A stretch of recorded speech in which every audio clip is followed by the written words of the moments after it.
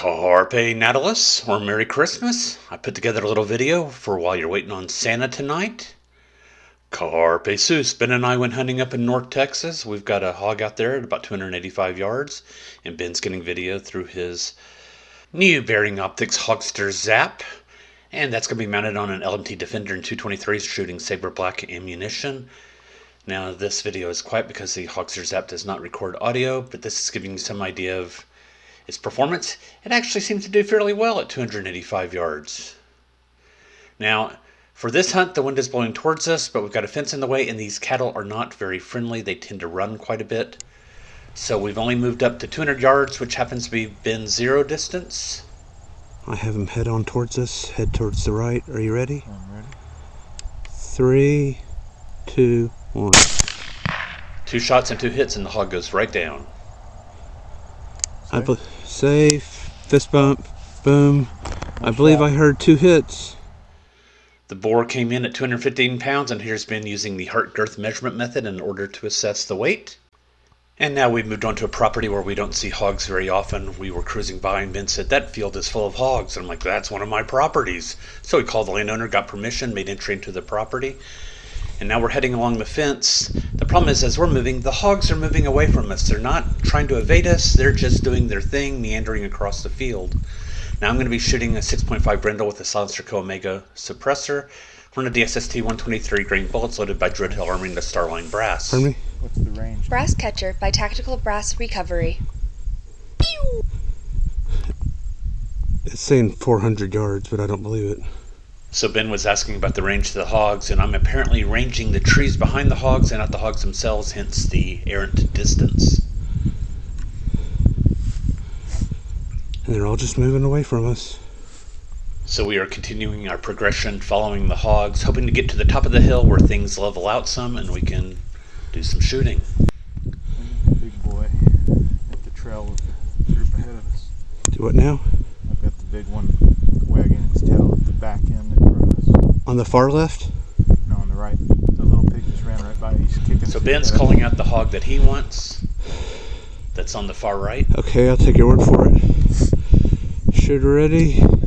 And I'm taking a hog on the left. Yes.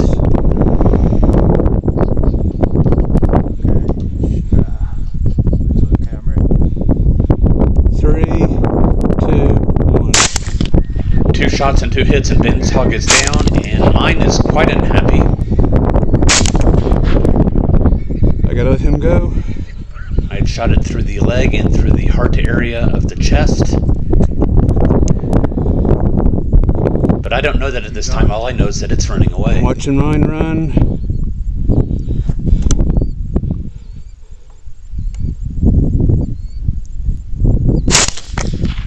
Nice shot. That last shot pretty well dropped her in place, and she came in at 175 pounds and was not pregnant, and Ben's hog was a whopping 220-pound boar. Nicely done with the 223. This next boar is in one of my favorite fields. This field has virtually no trees in it, except along the edges, and right now it's planted in winter wheat, and all the livestock are way off to the left. 143. So we've stopped at a fence. The hog's certainly within range. Ben's going through his various color palettes, checking out the Hogster Zap to see which image would look best. Anytime you're ready. As I'm waiting on Ben to get settled, I go ahead and scan the field again just to make sure that we don't have any other targets or hazards. Nothing downrange except some deer way off to the left. And the cattle are even farther to the left and are a non-issue. 3, 2, 1. 2 shots, 2 hits. Fist bump. Fist bump, boom. This hog turned out to be a 190-pound boar, and he did it for my night. But 2 nights later, I spied hogs with my InfiRay finder that I got from Tech Savvy Optics. Hogs are coming in down by the lake, and right now they are coming back out of the woods yet again. There was a loud noise in the distance. It spooked them. The hogs took off back into the woods, and I thought the hunt might have been spoiled, but here they come again. And I'm just going to go ahead and set up and shoot from right here, rather than risk losing them another time. First shot was excellent. The ambush shot on the second was not so good and did not connect. So I've got one hog down. Turned out to be a nice 130-pound boar. I hung around for a while, didn't see any more hogs come out, so I moved across to another part of the property, got out of the truck, spied this hog with my Nocpix Vista. He was dropped in place, which is just about perfect. Now this is going to be a great example of why it's important to stay on your hogs after you shoot them, even though I can't see the hog right now. Maybe I could see it if it got up, so I'm just going to wait and see, and sure enough, he's up, and he's down at 185 yards. He was actually shot at the back of the jaw and just at the back of the head. Now here I got really lucky. Had the hog made it another couple feet, he would have made it to the creek's edge, and that's about an 8-foot drop off, and he would have been gone. So I got him untangled from the brush and measured him, and he came out to be 200 pounds.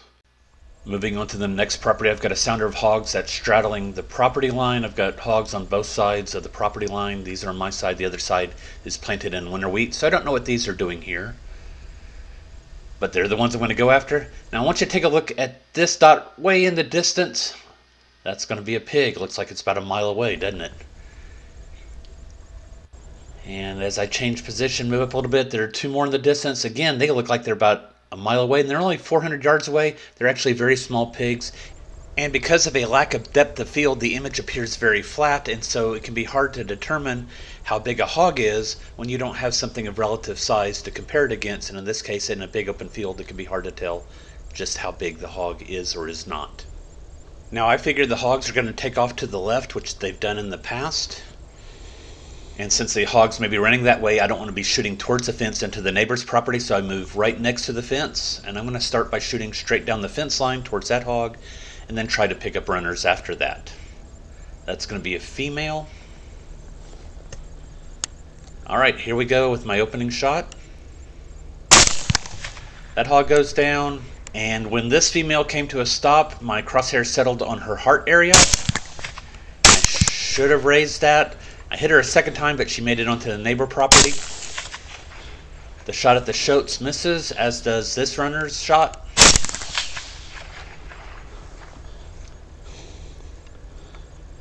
But when the shoats come back together at 240 yards, I connect with one of them. It runs around to the other side of the debris pile, where I will find it later. There go the rest of the shoats. No other hogs in the field. So this is the female down on the neighbor property, and the boar down on my side, and I don't know about the shoat yet. So the boar came in at 120 pounds. I assumed that the female I hit was about the same size. I did not inspect her, but we're going to call her 100 pounds. And then my search revealed the shoat coming in at 20 pounds. And that was the last hog of the night. I sat at another property waiting for hogs with no luck. However, before leaving, Livestock, got one armadillo. had an armadillo target of opportunity. At 84 yards. It's out there at 84 yards according to the laser rangefinder.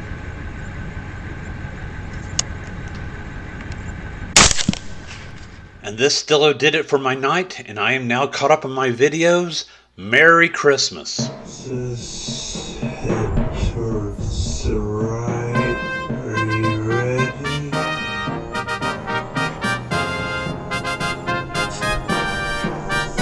3,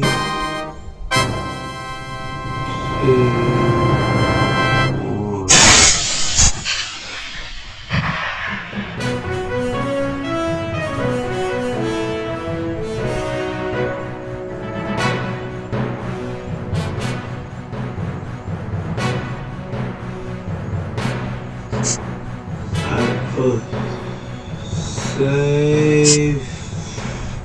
Fist bump.